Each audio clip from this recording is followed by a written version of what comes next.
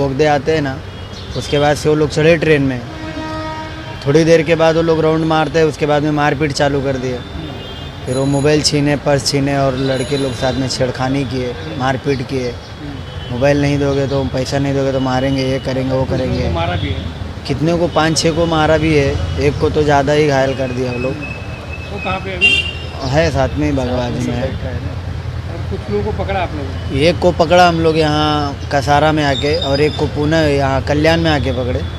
क्या चाहते हैं अभी आप?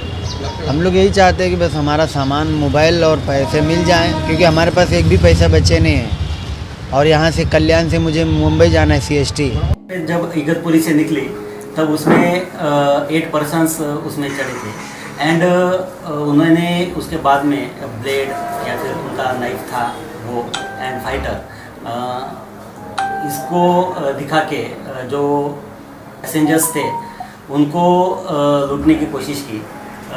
वो कौन से एरिया में सदर जो ऑफेंस है वो हुआ है ये ना देखते हुए हमने प्रोएक्टिवली ऑफेंस रजिस्टर करवाया, इमीडिएटली एक्शन लिया और जो पैसेंजर्स थे उनसे इमीडिएटली कांटेक्ट हमने इस्टेब्लिश किया, उनको बुलवाया, उनसे डिटेल्स ली। तो उसमें 9 मोबाइल्स स्नैच करने की कोशिश हुई, 6 पैसेंजर्स से पैसे निकाले गए एंड 1 लेडी पैसेंजर थी, उसके साथ में 376 का मोलेस्टेशन उसके किया गया। सर कितने लोगों को अटक किया हुआ है इसमें? या टिल नाउ 2 आरोपी अरेस्ट हम करने वाले हैं, उनको हमारे पास है वो कस्टडी में and from there further interrogation we are.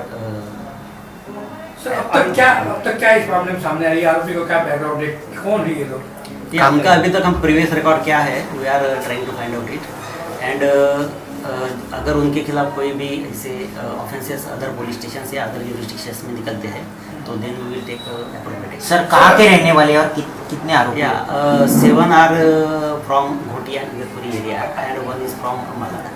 Sir, victim is stable, no? Yeah, she is fine, she is stable and she has sent to the medical examination by our lady officer. ये incident इस तरह का है कि Lucknow Mumbai Pushpak express जो कि एक superfast train है, ये रात को मुंबई पहुंचती है। ये कल शाम को इगतपुरी से करीब 7 बजे निकली है। इगतपुरी एक्चुअली एक टेक्निकल हॉल्ट है जहाँ पे कि एडिशनल इंजन वगैरह लगाया डिटैच किया जाता है। वहाँ पे ये कम से कम 8 आरोपी वहाँ पे चढ़े हैं। D2 बोगी है उसमें। और उसके बाद आपको मालूम है कि करीब 6 बजे के आसपास से 6 सवा 6 बजे नासिक का जो एरिया है वह शाम हो जाती है, रात हो जाती है और पूरा घाट सेक्शन है उसके आगे। तो नेक्स्ट स्टॉपेज जो है वो कसारा है जो हमारी जुरिस्डिक्शन में है। तो कसारा और इगतपुरी के बीच में इन्होंने लूटपाट शुरू किया। एक महिला से दुर्व्यवहार भी किया उन्होंने वहाँ पर। और जब ट्रेन कसारा के पास पहुँची तो पैसेंजर्स ने शोर मचाया। तो कसारा पे हमारा आउटपोस्ट है, तो इमीडिएटली हमारे लोगों ने जाके देखा तो ये भागने लगे। तो फिर उनको पीछा करके फॉलो करके हम लोगों ने उनको पकड़ा। वहाँ पे पैसेंजर्स की भी मदद मिली। और जैसे ही इंसिडेंट हमें पता चला, प्राइमरी डिटेल्स आई कि ऐसा इंसिडेंट हो गया, इमीडिएटली हमारी क्राइम ब्रांच की टीम वहाँ रवाना हुई।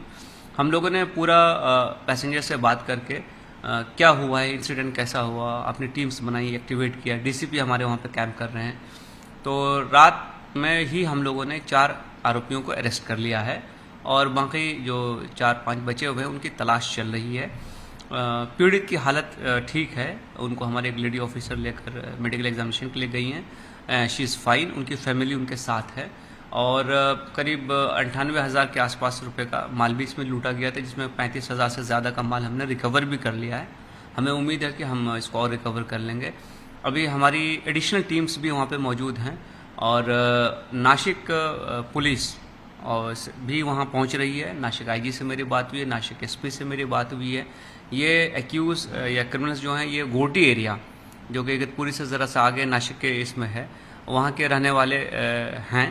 और उनका जो गैंग लीडर है वो हमें मिल गया है। हम उनका प्रीवियस रिकॉर्ड भी चेक करवा रहे हैं और मुझे लगता है कि हम जल्द ही सारे आरोपियों को पकड़ेंगे and we will see to it कि this is a perfect investigation and we will see to it कि these people who have committed such kind of heinous crime are taken to task and they face the full fury of law.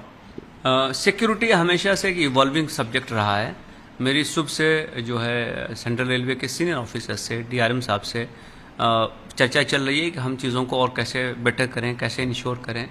जैसा कि मैंने आपको बताया कि Igatpuri station जो है वो पहाड़ों के बीच वाक़ है और नॉर्मली वहाँ पैसेंजर मूवमेंट होता नहीं है और वहाँ पे लोग अगर बोर्ड कर रहे हैं, वहाँ पे एक पुलिस स्टेशन भी है नागपुर रेलवे का, और हमने SP नागपुर रेलवे से भी बात की है और वहाँ के भी चीज़ों को सिस्टम कैसा है, ट्रेन्स कैसे अटेंड होती हैं, पैसेंजर्स जो बोर्ड करते हैं, डिबोर्ड करते हैं, क्या हम उसको कोई चेक करते हैं, कुछ फ्रिस्क करते हैं, उन चीज़ों को देखते हैं। जैसे चूँकि वो मुंबई से थोड़ा बाहर का एरिया है, दूसरा डिस्ट्रिक्ट में पड़ता है, तो मुंबई में जो SOPs हम लोग यहाँ पे फॉलो करते हैं, मैंने उनको रिकमेंड किया है, वो अभी अभी ज्वाइन हुई हैं, कि आप वो SOPs वहाँ पे भी फॉलो कीजिए।